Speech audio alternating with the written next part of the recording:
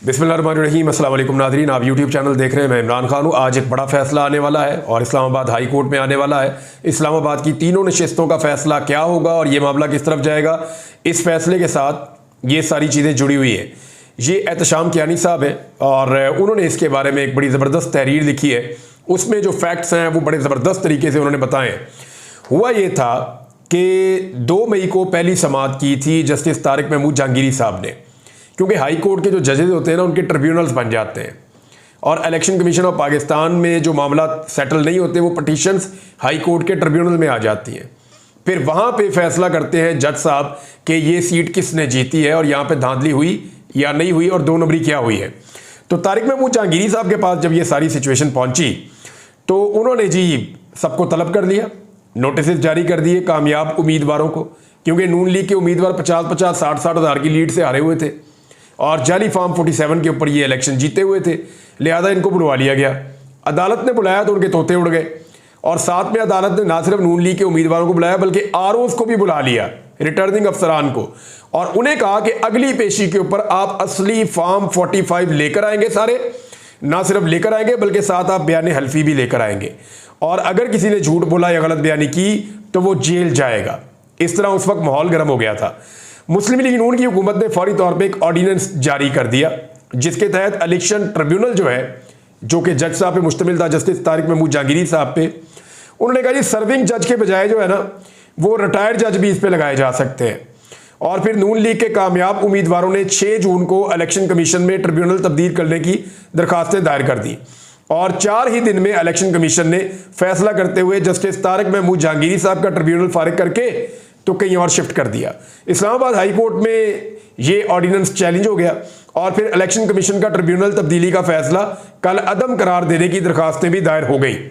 Islamabad high court के chief justice आबिर Farooq साहब ने पहली समाअत में तो इलेक्शन कमीशन की चंगी जो है वो इज्जत अफजाई की और पहली 3 समाअतों में लगातार वो ये कहते रहे कि ट्रिब्यूनल तब्दीली का फैसला गैर कानूनी है, ये बरकरार नहीं रह सकता और रिटायर्ड जज के नए ट्रिब्यूनल को इलेक्शन पटिशन मुंतकिल करने का कमीशन का ऑर्डर उन्होंने मुअत्तल कर दिया।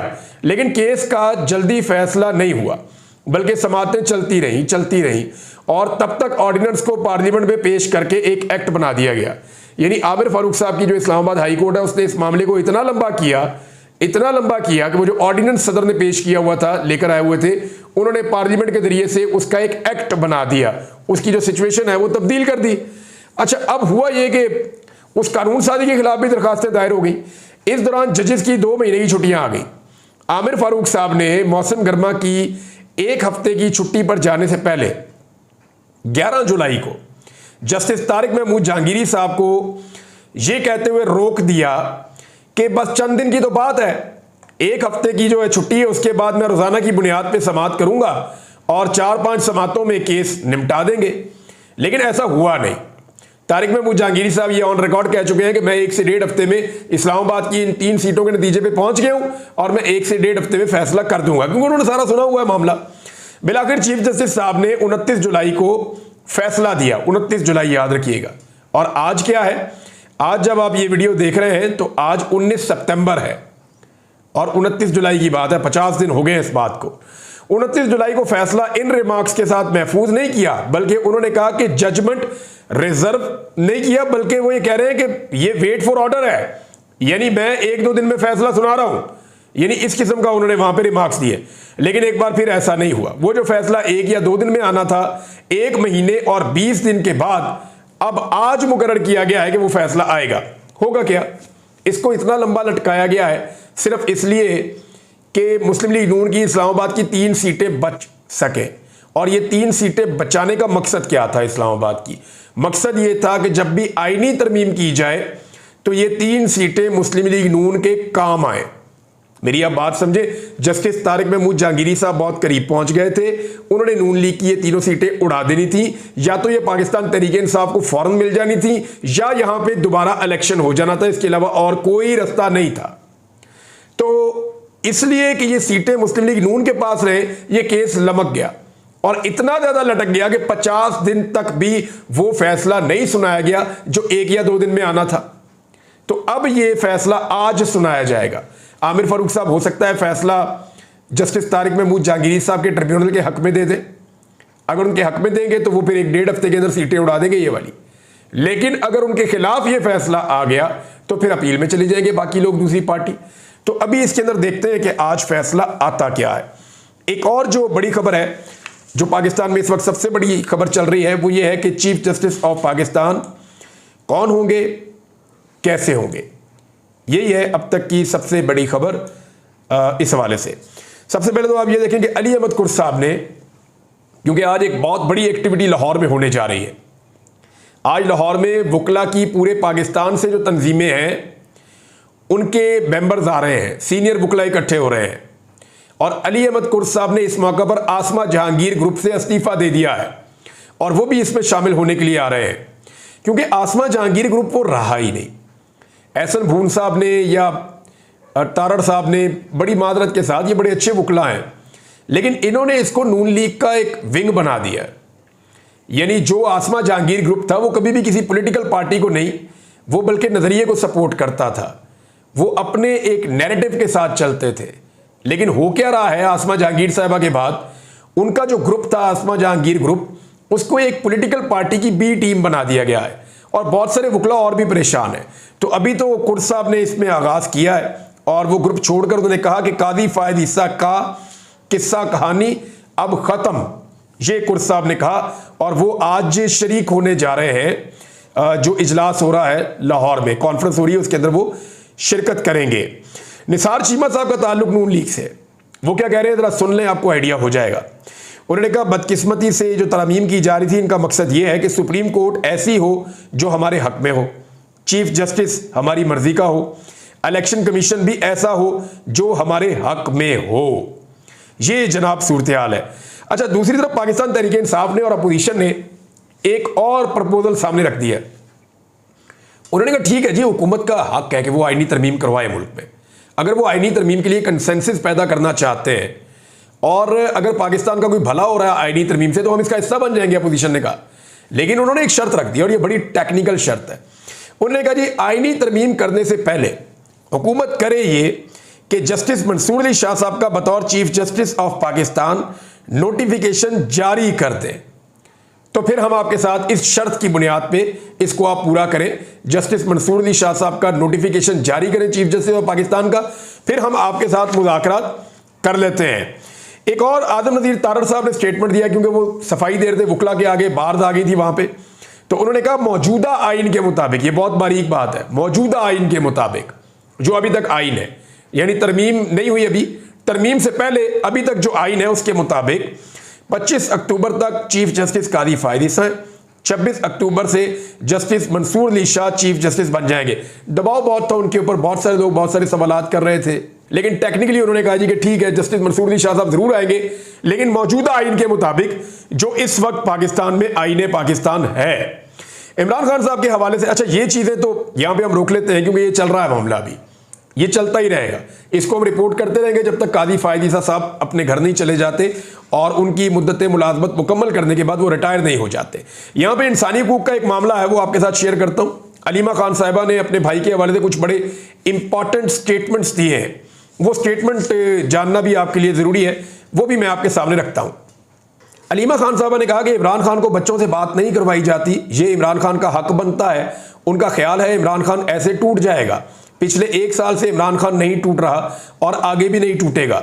इमरान खान कहते हैं कि ये वक्त अल्लाह ताला ने मुझे तोहफे के तौर पर दिया है, मैं 1 मिनट भी ज़ाया नहीं करूँगा, मैं इल्म हासिल कर रहा हूँ, मैं सोच रहा हूँ, हिकमत अमली बना रहा हूँ, स्ट्रेटजी बना रहा हूँ कि बाद में मुझे क्या करना है। ये अलीमा खान साहिबा ने कहा। अब इसके अलावा आप गौर करें तो जेल में से जो खबर आई थी वो ये थी कि इमरान खान साहब को 250 से ज़्यादा किताबें फराहम की गई हैं। यानी इमरान खान साहब ने एक भंडार है इल्म का जिसको वो पढ़ रहे हैं, किताबों को पढ़ रहे हैं, और जो किताबें उनको मुहैया की गई हैं उनमें से मैंने कुछ किताबों के नाम पता किए हैं। तो ये बड़ी शानदार किताबें हैं, दुनिया के अंदर बेहतरीन बिकने वाली किताबें हैं और ये नॉलेज का भंडार है जो इमरान खान साहब किताबें पढ़ रहे हैं। ना सिर्फ वो किताबें पढ़ रहे हैं, कुरान पाक भी पढ़ रहे हैं, अहादीस भी पढ़ रहे हैं। मेरे ख्याल में वो अपना ज़्यादा वक्त अपनी जिस्मानी फिटनेस और अपने आप को तैयार करने में गुजार रहे हैं कि आने वाले वक्त में उन्होंने पाकिस्तान को किस तरफ लेकर जाना है और पाकिस्तानियों को किस तरफ उन्होंने तरकीब देनी है। तो इमरान खान साहब के लिए ये वक्त बजाय उन्होंने ज़ाया किया नवाज शरीफ की तरह या जरदारी साहब की तरह, या वो अस्पताल में पड़े रहे, उन्होंने इस टाइम को यूटिलाइज किया और इस पूरे साल के ऐसा लगता है कि एक एक मिनट को इमरान खान साहब ने अपनी तैयारी में इस्तेमाल किया है। एमनेस्टी इंटरनेशनल का एक स्टेटमेंट आया इमरान खान साहब को लेकर, यह भी बड़ा अहम है। उन्होंने कहा कि पाकिस्तान से इमरान खान साहब को फौरी तौर पर रिहा किया जाए। उन्होंने मुतालबा किया हुकूमत पाकिस्तान से कि बानी चेयरमैन पाकिस्तान तहरीक इंसाफ इमरान खान को फौरी तौर पर रिहा किया जाए। एमनेस्टी इंटरनेशनल के शाया करदा बयान में इदारे का कहना है कि इमरान खान की सज़ा के हवाले से बैनुल-अक़वामी इंसानी हकूक़ के मेयारात के तहत कई मुनसिफाना ट्रायल की खिलाफ वर्जियों का पता चला है, यानी उनका ट्रायल ठीक नहीं हो रहा, जिसके नतीजे में इनकी मनमानी नज़रबंदी हुई है। इदारे का कहना है कि इमरान खान को इनकी आज़ादी के हक से महरूम रखा जा रहा है। यही बात अक़वाम मुत्तहिदा से भी कही गई थी। एमनेस्टी इंटरनेशनल का कहना है कि उसने इमरान खान के मुकदमात की अहम दस्तावेज़ात का जायजा लिया है और ट्रायल में शामिल वकला से बातचीत की है, जिससे पता चलता है कि इमरान खान को हिरासत में रखने और तमाम सियासी सरगर्मियों से दूर रखने के लिए कानूनी निज़ाम को हथियार के तौर पर इस्तेमाल किया जा रहा है। एमनेस्टी इंटरनेशनल ने पाकिस्तानी हुकाम से मुतालबा किया कि वो इमरान खान को सवाबदीदी प्री ट्रायल हिरासत से फौरी तौर पर रिहा करें। तहरीक इंसाफ ने भी इस हवाले से अपने ऑफिशियल ट्विटर अकाउंट पर ट्वीट किया और उन्होंने सारी तफसीलात बताई, लेकिन एमनेस्टी इंटरनेशनल का इस वक्त मुतालबा ये बहुत इंपॉर्टेंट है और इमरान खान साहब के लिए दुनिया भर से आवाज़ उठ रही है और बार बार उठ रही है। नादरीन, जो तरमीम करवाना चाह रही थी हुकूमत, वो तरमीम अब सबसे ज़्यादा ऐसा लगता है पीपल्स पार्टी के गले में पड़ी हुई है। चंद सोर्सेज ने यह बताया कि बिलावल भुट्टो जरदारी के लोगों ने खुद रब्ता किया टीवी चैनल से कि बिलावल बात करना चाहते हैं, बिलावल का इंटरव्यू लिया जाए ताकि वो अपना डैमेज कंट्रोल कर सके। मिसाल के तौर पर बिलावल अब ये कह रहे हैं कि यानी एक बड़ी अजीब बात उन्होंने की, अपनी पार्टी पॉलिसी के खिलाफ कोई भी वोट दे सके, इसका हक होना चाहिए। तो इसमें तो खरीदो फरोख्त में सबसे महार आपकी पार्टी है बिलावल साहब। आप तो हॉर्स ट्रेडिंग का रास्ता खोल देंगे। आपको जब भी वोट चाहिए होंगे आप किसी भी पार्टी के बंदे तोड़ के वोट ले लेंगे, पैसा फेंकेंगे और वोट ले लेंगे। और कोई पार्टी तो इस काम में इतनी अच्छी है नहीं जितने ज़बरदस्त तरीके से ये काम बिलावल भुट्टो जरदारी की पार्टी करती है। और बिलावल भुट्टो जरदारी साहब के बारे में कामरान मुर्तज़ा साहब, जिनका ताल्लुक है JUIF से, उन्होंने कहा कि बिलावल ने कहा कि हमने तहफ़्फ़ुज़ात का इजहार किया कि ये कौन सा आइन आप लेकर आ गए, आर्टिकल 8 को आप छेड़ रहे हैं, बुनियादी इंसानी हकूक़ को आप ख़त्म कर रहे हैं। तो बिलावल ने कहा जी कि देखें बात यह है कि हमारी मजबूरी है। तो फिर हमने बिलावल को कहा कि जनाब आपकी तो मजबूरी है, हमारी कोई मजबूरी नहीं है। आर्टिकल 8 पर वो कह रहे हैं जी हमें काफ़ी तहफ़्फ़ुज़ात थे। तो बिलावल ने कहा जी हमारे पास कोई चारा नहीं है, हम इस सूरत हाल में मजबूर हैं। बिलावल ने यह भी कहा कि अगर हुकूमत के पास कोई 9 मई में इमरान खान साहब के मुलव्वस होने के सबूत हैं तो सामने लाना और कानूनी तौर पर आगे बढ़ना चाहिए। यानी कभी इधर को जाते हैं कभी इधर को जाते हैं, उनको समझ नहीं आ रही, वो बहुत बुरी तरह फंस गए हैं। बिलावल ने या पीपल्स पार्टी ने अपने चेहरे पे जो जमहूरियत की मलमाकारी की हुई थी उसका ऐसा मुंह धुलवाया इमरान खान ने इस दफ़ा। और जिस किस्म की ये तरमीम लेकर गलियों चौराहों में फिर रहे थे, लीडरों के घरों में चक्कर लगा रहे थे, इधर से बंदा उठा उधर से बंदा उठा, जो इन्होंने करतूत की है ना, ये कालक इनके ऊपर अब मली गई है। अब ये कभी अपने आप को जमहूरी साबित करने की कोशिश नहीं कर सकते जिस किस्म की तरमीम इन्होंने शारे दस्तूर पे पास करवाने की कोशिश की है। नादरीन, मैंने एक वीलॉग किया था और उसमें मैंने गलती से नाम ले लिया शबीर कुरैशी साहब का। वो शबीर कुरैशी साहब नहीं है, ज़हूर कुरैशी साहब है। ज़हूर कुरैशी साहब ने पाकिस्तान तहरीक इंसाफ के उम्मीदवार को शिकस्त तो दी थी, लेकिन उन्होंने मुबारक ज़ेब की तरह वोट इमरान खान साहब के नाम पे मांगा था और उन्होंने अपने लोगों से वादा किया था जब भी मैं इलेक्शन जीतूंगा ये सीट इमरान खान साहब को गिफ्ट करूंगा। लेकिन ज़हूर कुरैशी साहब ने जो है वो पाकिस्तान तहरीक इंसाफ को ज्वाइन नहीं किया और वो आज़ाद हैसियत में आज भी मौजूद है। जो लोग आज़ाद हैसियत में मौजूद हैं वही पाकिस्तान तहरीक इंसाफ के लिए खतरा है और ये लोग डेलिबरेटली अपने आप को इन्होंने आज़ाद रखा। ब्रिगेडियर असलम घुम्मन ये भी आज़ाद हैसियत में है, औरंगजेब खिच्ची ये भी आज़ाद हैसियत में है, साहिवाल से चौधरी उस्मान ये भी आज़ाद हैसियत में है और ज़हूर कुरैशी साहब ये भी आज़ाद हैसियत में है। शबीर कुरैशी में फिर तस्दीक कर दूँ, मैं माजरत चाहता हूँ आपसे, शबीर कुरैशी बड़े शानदार कारकुन है पाकिस्तान तहरीक इंसाफ के। इमरान खान साहब के लिए इन्होंने बड़ी मार खाई है, बड़ी कुर्बानियाँ दी हैं, तो ये बिल्कुल वो नहीं है, मेरी स्लिप ऑफ टंग थी, मैं उसके लिए माजरत चाहता हूँ। ज़हूर कुरैशी साहब का नाम था।